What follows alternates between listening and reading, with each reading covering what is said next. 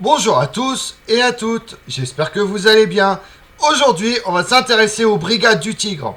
Popularisée par la série télévisée et au cinéma, cette police motorisée a vu le jour en 1907 lorsque Georges Clemenceau décide de créer des brigades régionales de police mobile, ancêtres de la police judiciaire.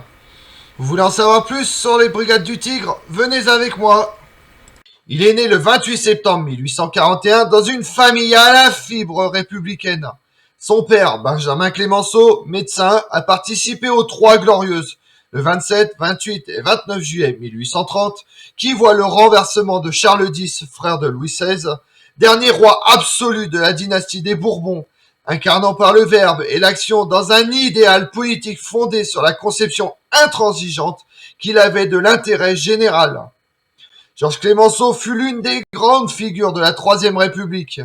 Il y a en moi un mélange d'anarchistes et de conservateurs dans des proportions qui restent à déterminer, comme il se plaisait à le dire.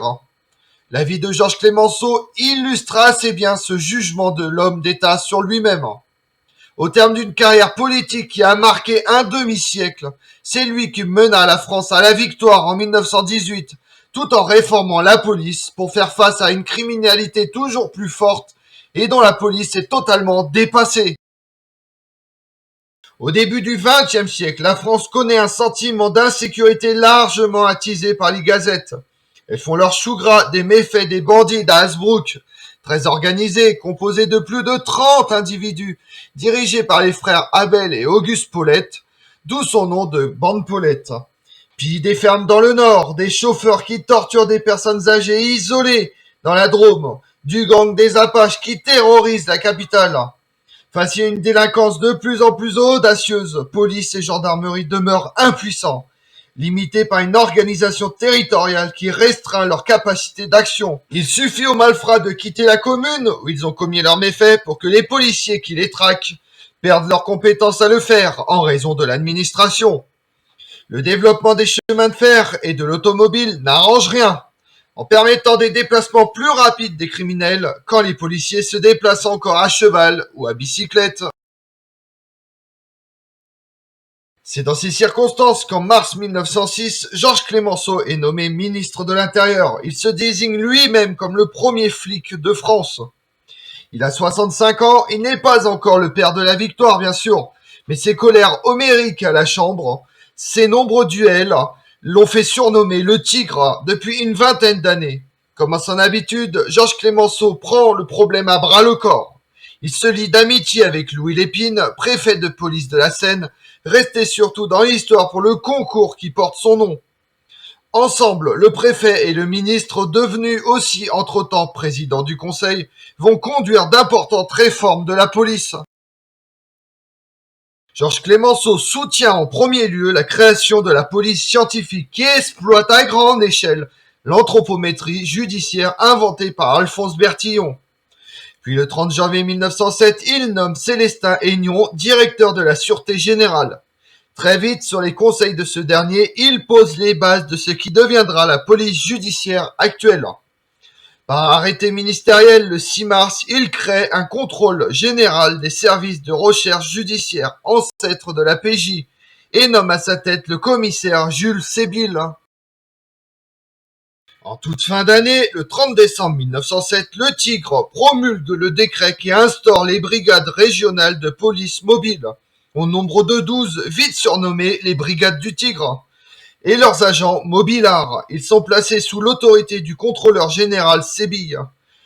Ces brigades, affranchies des contraintes des compétences territoriales, sont chargées de lutter contre le crime organisé dans l'ensemble de l'Hexagone. Pour y parvenir, elles utilisent les toutes dernières technologies. Le système Bertillon, bien sûr, qui permet de ficher efficacement les criminels connus avec leurs photographies et les empreintes digitales. Le téléphone qui est installé dans les services alors que la majorité des gendarmeries n'en disposent pas encore. L'automobile, enfin, à partir de 1910, afin de se déplacer plus rapidement. Le bilan de leur action pour leur première année d'exercice, publié le 21 février 1909, dans le journal Le Temps, est éloquent. 2695 arrestations, dont celle de 65 meurtriers, 7 violeurs, 10 faux monnayeurs, 283 escrocs et 193 cambrioleurs. ou voleurs à main armée. Au cours des années, les brigades du Tigre s'illustreront dans de nombreuses affaires très médiatisées. La traque de la bande à Bono en 1912, la résolution du meurtre de l'industriel breton Louis Cadio en 1913. Durant la guerre, les brigades du Tigre participent au contre-espionnage, l'affaire Mata-Hari par exemple, mais reprennent dès l'armistice leur activité de police judiciaire, qui conduiront entre autres à l'arrestation du célèbre tueur en série Henri-Désiré Landru en 1919. En 1974, une série télévisée réalisée par l'ORTF rend hommage aux brigades du Tigre. La musique du générique débute par ces mots. Monsieur Clémenceau, vos flics maintenant sont devenus des cerveaux. Comme on l'a vu, les brigades du Tigre sont nées de la nécessité de combattre le crime efficacement par la volonté d'un homme, Georges Clémenceau. Le succès est total avec l'arrestation de plusieurs gangs et tueurs.